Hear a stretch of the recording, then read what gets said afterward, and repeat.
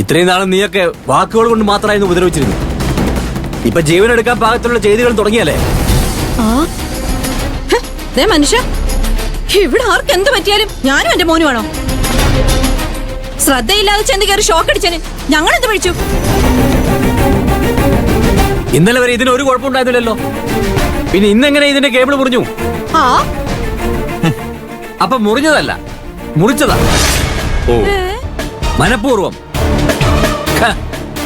കല്യാണം നടക്കില്ല എന്നായപ്പോ രണ്ടിന്റെയും സ്വഭാവം മാറിയല്ലടാ.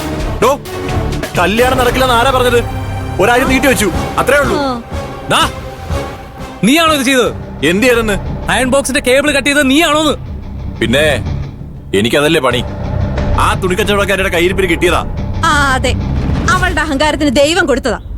കണക്കായി പോയി. പറയുന്നോടി ബാലമ്മേ, വേണ്ട. അശ്രദ്ധ കൊണ്ട് സംഭവിച്ചതാ. അയൺ ബോക്സ് വർക്ക് ചെയ്തായപ്പോ ഞാൻ അതിന്റെ വയറ് ലൂസായത് പിടിച്ചു നോക്കിയപ്പോഴാണ് എനിക്ക് ഷോക്ക് ഏറ്റത്. ഇതങ്ങനെയൊന്നും അല്ല മോളെ. ഈ വയറ് കട്ട് ചെയ്തത് അമ്മയും മോനും ചേർന്ന. വിശ്വസിക്കരുത് രണ്ടിനെയും. ഇവിടെയുള്ള എല്ലാവരെയും ഇവര് കൊല്ലും. കൊല്ലും, കൊല്ലേണ്ടി വന്നാ കൊല്ലും. എടാ നിന്നെ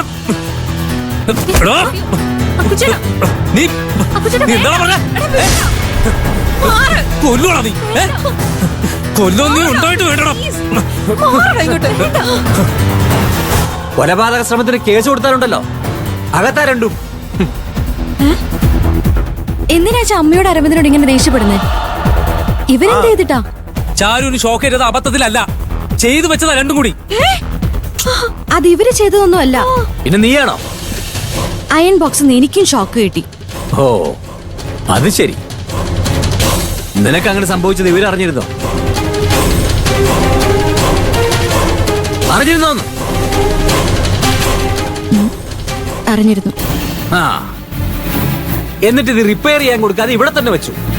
ഇവിടെയുള്ള മറ്റാരോടത് മിണ്ടിയതുമില്ല. ആകാശിന്റെ ഡ്രസ്സ് എന്നും ചാരുമോൾ അയൺ ചെയ്യുമെന്ന് രണ്ടുപേർക്കും അറിയാം. അപ്പൊ ചാരുമോൾക്ക് ഷോക്ക് ഏൽക്കട്ടെന്ന് കരുതിയായിരിക്കും ഇവരിത് ആരോടും പറയായിരുന്നു. ഞാനിത് മനഃപൂർവ്വം പറയാതിരുന്നതല്ല. അശ്വതിക്ക് ഷോക്ക് അടിച്ച ടെൻഷനെ ഞാൻ പറയാൻ വിട്ടുപോയതാ. അല്ലാതെ ഞങ്ങൾക്കറിയാൻ കൊല്ലേണ്ട കാര്യമൊന്നുമില്ല. അല്ലെങ്കിലും എന്ത് കിട്ടിയാലും അത് ഏച്ചു പിടിച്ച് ഞങ്ങളെ വിചാരണ ചെയ്യുന്നതാണല്ലോ ഇവിടുത്തെ പണി. നിന്നെയൊക്കെ അയ്യോ, ഇതൊന്നും എടുത്തെറിഞ്ഞിട്ട് ഒരു കാര്യമില്ല.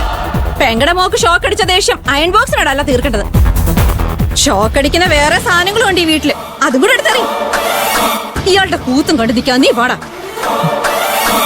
ചേച്ചി,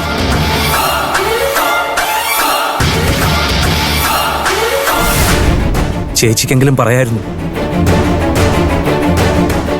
ചാരു തലയിടിച്ച് വീണപ്പോ 2 ഇഞ്ച് മാറിയിരുന്നെങ്കിൽ ഇപ്പൊ ഇവളിവിടെ ഉണ്ടാവില്ലായിരുന്നു.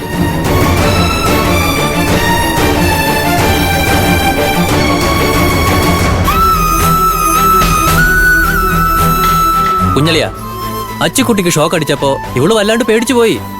അതാ ഇവള് പറയാൻ വിട്ടുപോയത്.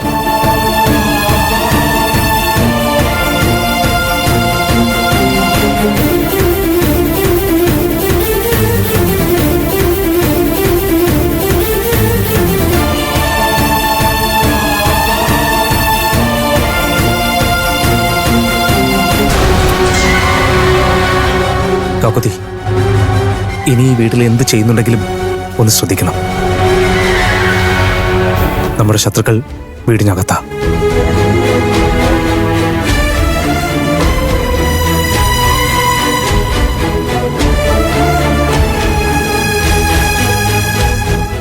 മോള് ചെന്ന് റെസ്റ്റ് എടുക്കുക. തലാധികം അനക്കരുതെന്നല്ലേ ഡോക്ടർ പറഞ്ഞിരിക്കുന്നത്. ഞാനത് ശ്രദ്ധിച്ചോളാം ബാലമ്മാമേ.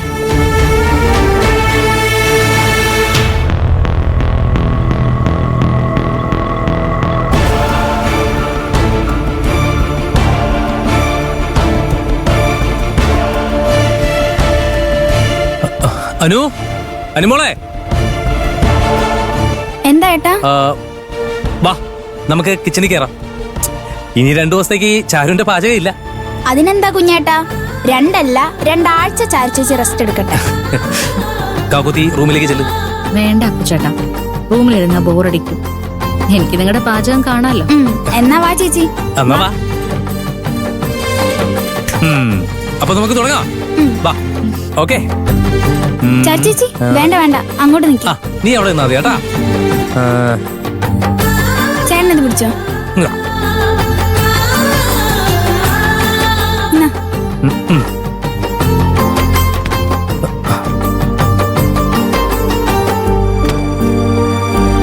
കുഞ്ഞേട്ടാ പീലിംഗ് പരിപാടി തുടങ്ങിക്കോ. ഓക്കേ.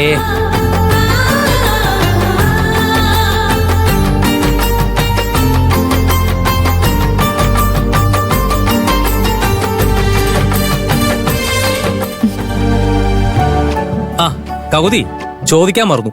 എന്താ? ശ്രേമേടം എന്ത് പറഞ്ഞു? കുഞ്ഞേട്ടാ ചാരു ചേച്ചിയെ കൊണ്ട് അധികം ഓ സംസാരിക്കല്ലേ. ശരി. അത് കുഴപ്പമില്ല അനുമോളെ. ശ്രേയക്കുള്ളിൽ ടെൻഷൻ ഉണ്ടാവും, പക്ഷെ അത് പുറത്ത് കാണിക്കില്ല. ഒന്നിനും വഴങ്ങാത്ത പ്രകൃതമാണല്ലോ. കല്യാണം നടക്കുന്നുള്ള ആത്മവിശ്വാസത്തിലേ അവൾ എന്നോട് സ്ഥിരം ഉള്ളതുപോലെ വെല്ലുവിളി നടത്തി. എന്നിട്ട് നീ തിരിച്ചു പറഞ്ഞോ? പിന്നെ പറയാതെ.